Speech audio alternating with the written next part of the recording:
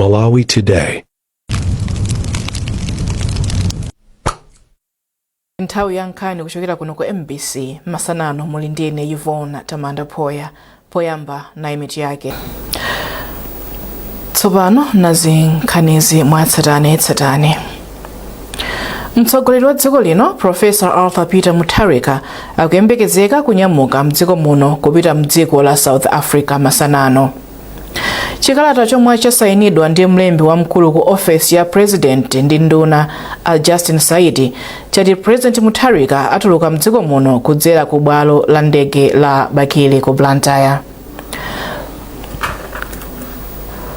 Wachiwiri kwa mtsogoleri wa dziko lino Justice Dr. Jane Ansah watsekera maphunziro a masiku awiri a nduna za boma omwe amachitikira m'boma la Mangochi ndi langizo loti ndunazi zigwiritse ntchito mfundo zonse zomwe agwirizana kuti ziwindulire a Malawi.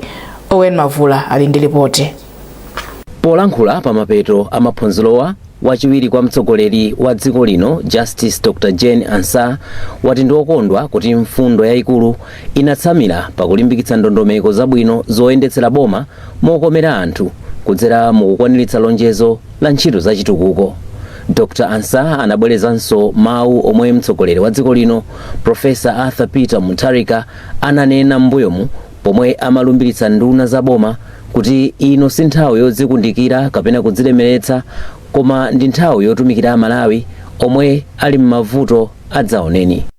The retreat came as a timely and a candid reminder of His Excellency the President's recurring message to the Cabinet that this is the time to save Malawians, not to enrich ourselves.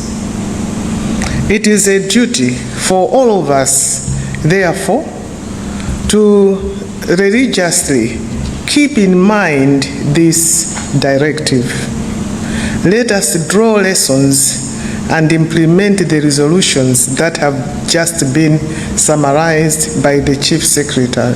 Pamenepa Dr. Jane Ansah auza nduna zonse za boma kuti ziyike chidwi pa nkhani yakayendetsedwe kabwino kachuma, utsogoleri wabwino komanso kutsogolera kayendetsedwe ka ntchito za boma kuti zikhale zokomera onse. Iwo ati ali ndi chikhulupiriro kuti maphunziro a magawo amenewa athandiza kwambiri ndunazi kutumikira bwino anthu molingana ndi mfundo za chitukuko cha dziko lino komanso mfundo za chipani cholamula cha Democratic Progressive DPP zomwe ndi mfundo zofuna kuchotsa anthu mu mphawi wadzaoneni pobweretsa ndondomeko za chitukuko zokhazikika. Maphunzirowa achitika ndi thandizo lochokera ku bungwe la United Nations Development Program UNDP. Owen Mavula, MBC, Mangochi. Wachiwiri kwa mtsogoleri wa dziko lino Dr. Jane Ansah wati boma loonetsetsa kuti mawanja onse omwe akhudzidwa ndi mvula ya mkuntho yomwe yawononga nyumba ndi katundu m'madera ena m'boma la Mangochi alandire thandizo loyenera. Dr. Ansah alankhula izi mmodzi mwa Mnekasha dera la moto mfumu yaikulu Chowe ku Mangochi pamene amayendera mawanja omwe akhudzidwa ndi ngozi iyi potsatira mvula yomwe inavumba sabata yatha. Malinga ndi Dr. Jane Ansah, mtsogoleri wa dziko lino Professor Arthur Peter Mutharika akuyika chidwi pa ntchito yoonetsetsa kuti thandizo losiyanasiyana monga chakudya likufikira aliyense okhudzidwa pofuna kuchepetsa mavuto omwe anthu amakumana nawo pa nthawiyi. Pa ulendowu, Dr. Ansah apereka matumba achimanga, mabulangete komanso ziwiya zosiyanasiyana kwa mabanja omwe akhudzidwa ndi ngoziyi omwe ndi okwana 264 ndipo awalimbikitsa kuti akhale ndi moyo wachiyembekezo.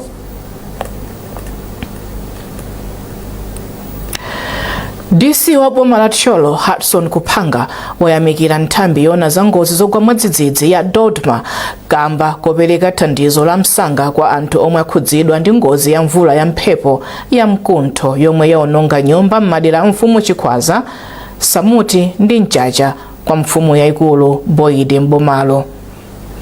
Akupanga ati mawanja pafupifupi 53 akhudzidwa ndi ngoziyi ndipo kudzera ku Dodma alandira kale thandizo la chakudya ndi ziwiya zina zogwiritsa ntchito pa khomo. wachiwiri kwa mtsogoleri wa dziko lino Dr. Jane Ansah akuyembekezeka kukayendera anthuwa mmodzi mwa chikhwaza lero akupanga kufotokoza. Zimezi zinakhudza kwambiri chifukwa anthu alibe pogwira ngati anali ndi nandolo anali ndi mwina makaka zinthu zimezi zaonongeka alibe chakudya alibe zovala ndi anthu ofunika chithandizo kwambiri. Linene pano kuna kuti titapanga ripoti limene monga mmene timachita nthawi zonse tinatumiza ku Dodima. Dodima mawa wake analipatsa chimanga namba 53 komanso analipatsa maplastic 53 analipatsa ndowa mwina 53 analipatsa mapero mwina 100 tinabwera kuno kudzagawa. Izizi zatimangitsa kuti ifeso tikhale olimba mtima kuti tikangogogoda ku Dodima kucha chinthu chabwera kale.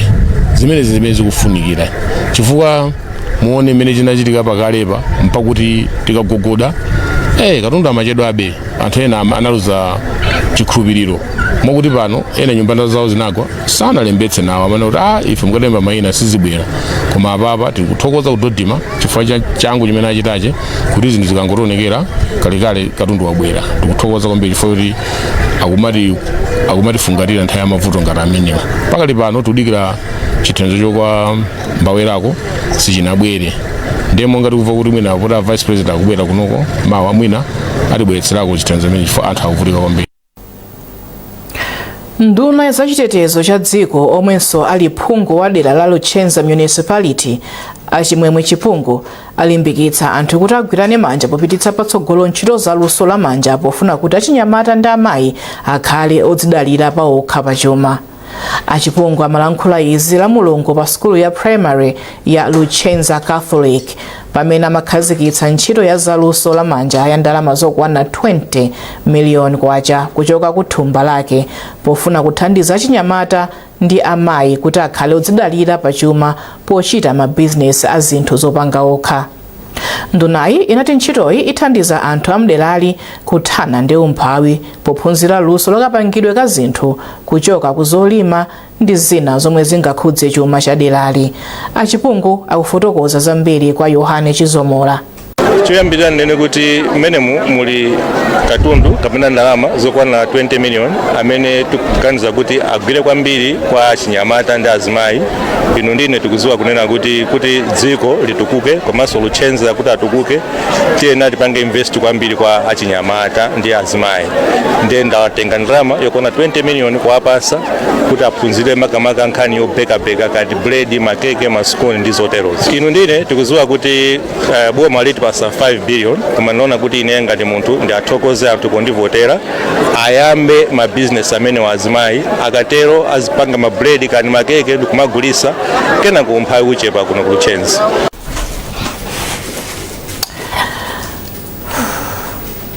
Agrupu lolo anayamikira ndunayi kamba koyika chidwi chotukula amayi ndi achinyamata mtauniyi ndipo alonjeza kugwirana manja ndi boma pa chitukukochi.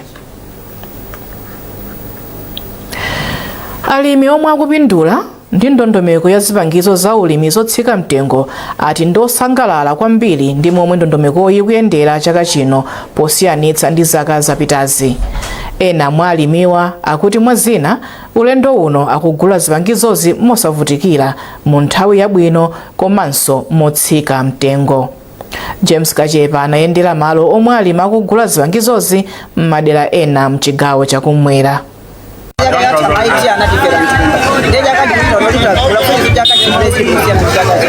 Chaka chatha koponi yanga inathera mwati inaulira mu IT sinagule ndinaloda ndaula kwambiri.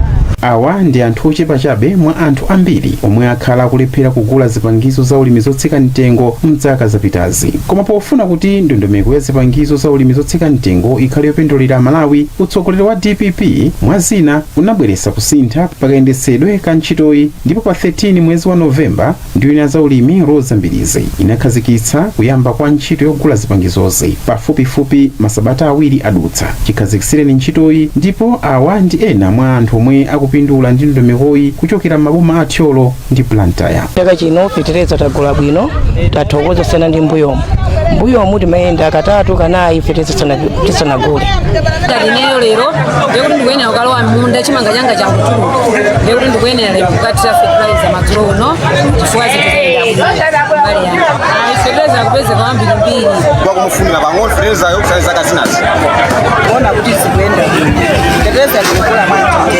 panopatikaniye kuti zikuenda fertilizer tikukula bwino kuthokozaso mtengoso wabwinoso anthu tonse tikukula bwino tikuyambikira ife kuti fertilizer bwera muthayi yake chimanga anthu azala fertilizer sanga kugula apapa ndokuti ukagula kugula ukatira fertilizer yako. Angakhalenso mafumu akuchitira umboni momwe ndondomekoyi ulendo uno ikuyendera. Zipangizo zotsika mtengo zikuyenda bwino chifukwa kuyambira kwa mbuyomu fertilizer mabwera malichi anthu chimanga chili ndi ana koma chatikomera chaka chino fertilizer kubwera pakali pano anthu akutani ena sanadzala ena adzala soneza kuti chaka chino chomvula ikabwera anthu akhala ndi chakudya. Ulendo uno yayenda bwino kwambiri ndipo tagula fertilizer mopanda vuto lina lililonse koma mbuyomu tinali vuto mwina timayenda 1 week tasagula mpaka nobwerera fertilizer kuolera m'maiti. Peter Katumbu ndiyemwe akugulitsa zipangizozi mu dera la Lunzu ku Blantyre ndipo akufotokoza zina mwa zosinthika mu ndondomekoyi ulendo uno.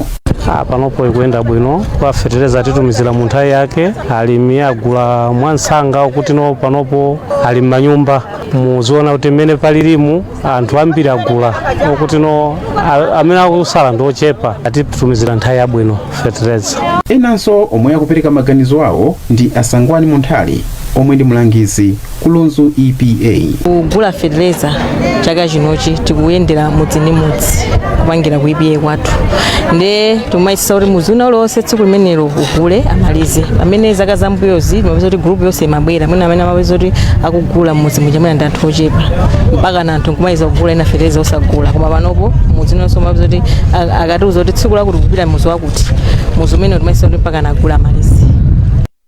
Zikuonetsa kuti kuyambiranso kwa ndondomeko ya zipangizo za ulimi zotsika mtengo kukubweretsa chiyembekezo chachikulu pa nkhani yokhala ndi chakudya chokwanira. Ndipo mafumu monga Jameson 1 ku Blantyre komanso Kayinga ku Thyolo akufotokoza zina mwa njira zomwe akhazikitsa m'maderawo zoonetsa kuti zipangizo za ulimi zotsika mtengo zigwire ntchito zake zoyenera pofuna kuthana ndi vuto la njala. Ngati ine mfumu nanena kuti anthu fertilizer asagulitse ndi ziyendera m'minda ndi yang'anako miti angadziyendera m'minda tione kuti fertilizer amene watsira m'munda ndani amene atagulitse sadzalandiranso fertilizer kudza m'mudzi mwako. Kunenazo kuna kuti munthu amene akutenga yo fertilizer waboma ndikugulitsa mutamuona pamenepo atuluke pa mtunda kuti aonekere chifukwa fertilizer amene talandira ndokuti tithire mzinda mwathu. Ndiye ndikunena kwa mfumu onse amene tayandikira nafe tiyang'anitsitse kunenazo kuna kuti fertilizer asapite kunsika. Mawanja okwanira 1.1 million ndi omwe apindule ndi ndondomekoyi ndi omwe apindule ndi ndondomekoyi chaka chino ndipo akugula matumba awiri a fertilizer olemera makilogramu 50 lililonse pa mtengo wa 10,000 kwacha thumba limodzi komanso 5 kg ya mbewu. James Kachepa, MBC. Mukuonera nkhanizi kuchokera kuno ku MBC. Tiyeni tionenso mitu yake. President Mutharika masanawa anyamuka mdziko muno kupita mdziko la South Africa. Boma lapereka thandizo la katundu osiyanasiyana ongoyembekezera kwa anthu amene akhudzidwa ndi ngozi zogwa mwadzidzidzi m'boma la Mangochi. Ndipo dziko la Malawi lero likukumbukira matenda a AIDS pamodzi ndi dziko lonse.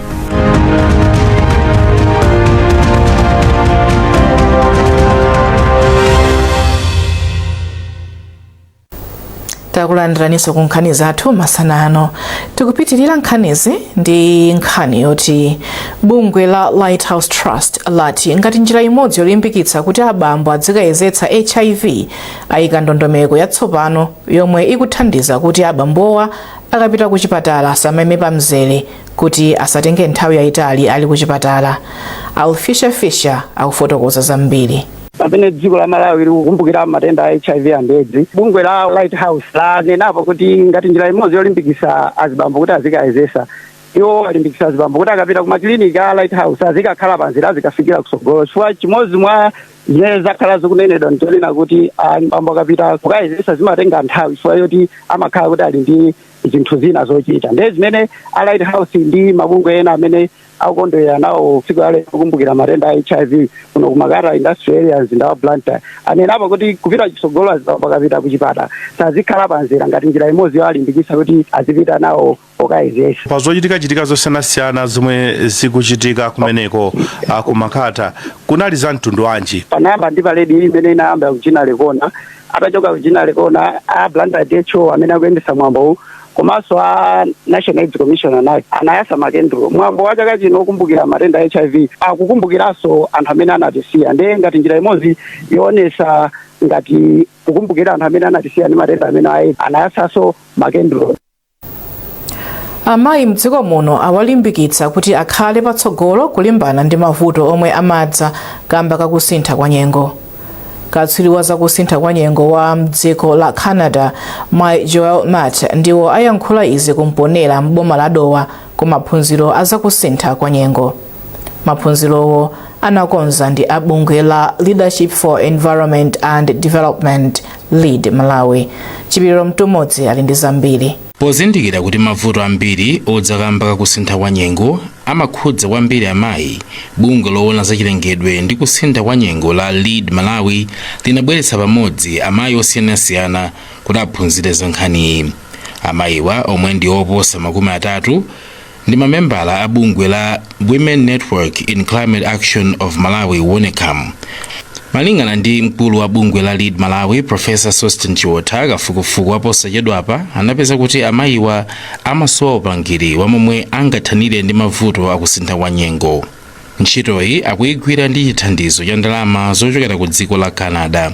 Katswiri wa ku Canada wa zachilengedwe a Joel Matt wati amayi a dziko muno akuyenera kuchilimika pa nkhani ya kusintha kwa nyengo chifukwa kumakhudza moyo wawo wa tsiku ndi tsiku. Ndipo mmodzi mwa amayiwa a Jesse Mwale omwe ndi mlimi ochokera boma la Mzimba ati tsopano ali ndi kuthekera kokaphunzitsa anzawo upangiri omwe apeza wa kusintha kwa nyengo. Ndikaphunzitsa azimayi anzanga ndasungwana za kusintha kwa nyengo. Ndiponso ndikaphunzitsaso zakuti azimayi nafeso ndife anthu othekera tisazitengere kuti amuna ukhanda pene angati. Kusintha kwa nyengo mmene kwasinthira ife timaphunzitsa ndi kale manyowa tikapitiriza kuti tipitirire kuzala mitengo malingana ndi nyengo mmene zasinthira, tipitirize ndithu kumagwiritsa ntchito manyowa pa nthaka imakokololoka koma tikayika manyowa chinyezi chimakhalirira ngakhale kukhale ma dry outs komabe chimanga chija chimachita bwino sichinyala. Ine ndikapitiriza kuphunzitsa azimayi anzanga achisungwana even ma VDC ma ADC. Mubungwe la WONECAM muli amayi omwe ndi alimi ogwira ntchito ku mabungwe omwe si aboma komanso ena ogwira ntchito mboma. Chipiriro Mtumodzi, MBC News. Bungwe la Press Trust lapempha mabungwe omwe si aboma kuti athandize kupititsa patsogolo maphunziro. Mmodzi wa akuluakulu ku bungweli a Audrey Mwala ati sukulu zochuluka mdziko muno zili ndi zosowa zambiri zophunzirira zomwe zingapititse patsogolo maphunziro apamwamba.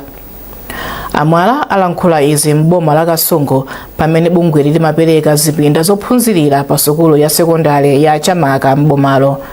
Trinity Kapamtengo ali ndi ripoti. Mmodzi mwa akuluakulu ku bungwe la Press Trust Audrey Mwala ati pamene dziko la Malawi likutsogoza ntchito za maphunziro apamwamba, zipangizo zochuluka zothandizira ntchitoyi ndi zofunikanso. Iwo ati kupezeka kwa zipangizozi monga malo komanso zipinda zophunzirira zabwino kungathe kupititsa ntchitoyi patsogolo. Pakali panopo maphunziro alipo tifoza kunena kuti akupita kolondola koma sitinganene kuti tafikapo. Maphunziro wando kuti ndofunika kuti tipitirire kupitirira kwake ndiko kuti tiyenera kuti tikhale tikupanga improve. Mwachitsanzo ma laboratories zimene anthu angathe kupanga ma experiments osiyana-siyana komanso ma computer komanso ngati malo ogona amakhala vuto lalikulu komanso ma office komanso zofunikira za aziphunzitsi zimakhala zovuta.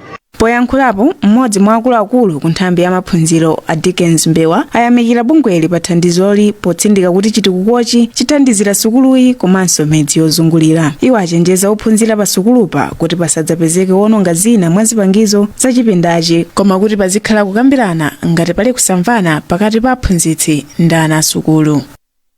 Ngati unduna wathu wakazilitsa maphunziro a kupanga counseling kuwathandiza anyamata ndi atsikana kuti akakhala kuti ali ndi vuto kapena kusagwirizana ndi aphunzitsi awo kapena leadership ya pa school asamathamangire kuononga katundu. polandira thandizoli mphunzitsi wamkulu pa sukuluyi a Christina Chiwaya ati chitukukochi chabwera mu nthawi yake pamene sukuluyi yakhala ikuvutika ndi vuto la zipinda zosakwanira zophunziriramo. Iwo anati izi zithandiziranso kakhozedwe ka ana pa sukulupa. Mablocks amene wathandizira kwambiri kuti kakhozedwe ka ana kakhale kabwino, chifukwa chonena kuti malumziwo ali ndi malo okwanira bwino kutentha ana sakumva aphunzira popanda chofuta china chilichonse, nawonso aphunzitsi agwira ntchito yawo popanda vuto lina lilonse. Bungwe la Press Trust lamanga ndi kupereka zipinda zinayi zophunzirira, maofesi a aphunzitsi awiri, zimbudzi zamakono komanso tanki ndi pampu ya madzi zomwe ndi zokwanira ndalama zosachepera 350 million kwacha. Trinity Kaphantengo, MBC Kasungu. Mu nkhani za masewero, mphunzitsi wa timu ya dziko lino ya mpira wa miyendo ya atsikana Love Mofazili wati timuyi ifunika masewero opimana mphamvu mtsogolomo isanapite ku mpikisano wa maiko amuno mu Africa wa AFCON wa chaka chamawa. Fazili wanena izi dzulo timu italepherana ndi Zambia pa masewero opimana mphamvu a maiko atatu omwe ukuchitika mu mzinda wa Lilongwe. Timu yalephera kumaliza pamwamba pa matimu onse poti inagonja pa masewero ake oyamba ndi Zimbabwe inagonjanso. Mtolankhani wathu Norbert Jameson tenaye muno kuti atambasule nkhani yonse. Wasula James Norbert. Dasura everyone. Yes, nangamena konse my first names basi. Norbert Jameson. Pebani. Phiri Banda jani wina. Pebani nditu. Takulandira. Zikomo. Kugonja ndi Zimbabwe nkudzalephera ndi Zambia. Zosayenda. Ya ndizosayenda kutengera kuti mpikisano ukuchitikira kuno kumudzi monga timu ya Pakhomo timayembekeza kuti mwina ayichita bwino kumaliza pamwamba pa matimu onse atatu koma sizinatero. Komabe mbali ina tikayang'ana zikuoneka kuti mpikisano mphunzitsi akugwiritsa ntchito osewera osiyanasiyana kuti ena mwa iwo amene samalowalowa mbuyomo awayese nawonso kuti mtsogolo muno mwina akhoza kudzafunikira. Ndiye tisadandaule kwambiri kuti timu yathu yamaliza pansi penipeni chifukwa tikhala ndi katswiri wobwera kandi Zambia kandi Zimbabwe wobwera awanda amene akhale akatswiri mpikisano menewo, koma tisakhumudwe kwenikweni chifukwa chonena kuti unali ngati mwayi woti mphunzitsi aonenso osewera ena ndi ena amene salowalowa komanso kuikonzekeretsa timu iyi pamene tikupita ku mpikisano wa AFCON chaka chamawa. Ndimo mmene wafotokozera wakamba kuti masewero opimana mphamvu afunikabe ndithu mtsogolo. Apitilize. Yes, pa mpikisano uwu uli mwezi wa Machi chaka chamawa. Ndiye pakatipa atakhaula mpatsatso mpata kusewera mwina masewero ena awiri atatu zikhoza kuthandizira kuti timu iyi ikonzeke bwinobwino ikamadzapita ku mpikisano umenewo m'dziko la Morocco. Ubwino wake so timu yathu yakazi imaisetsa. Imaisetsa ndithu. Imaisetsa ndithu kuti nyamula kusiyana ndi mmene tisayankhuleso za ena. Koma iyi atsikanayi inabweretsapo chikho ndithu mu 2023 ndi mpaka panonso ndi kupita ku mpikisano wa AFCON kwa nthawi yoyamba tiyambireni zomwe zili zonyaditsa kwambiri. Zabwino zonse kwa iwo.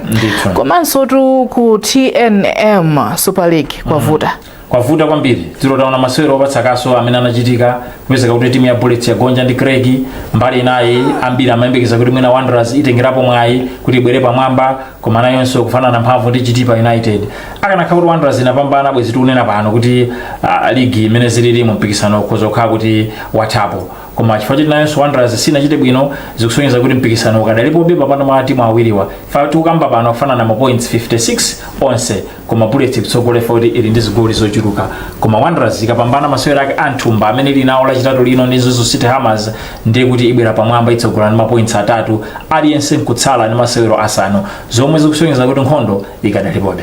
Mwakomaliza iwe kuti ayo mazona nkuti zikuyenda mwakuti iziso mwakuti ukona bwanji fakende meza vutilamo nanga mpaka na padu amati pata nkomadzulo mano maso nawo sonkupanga zawo. Zavuta ndithu.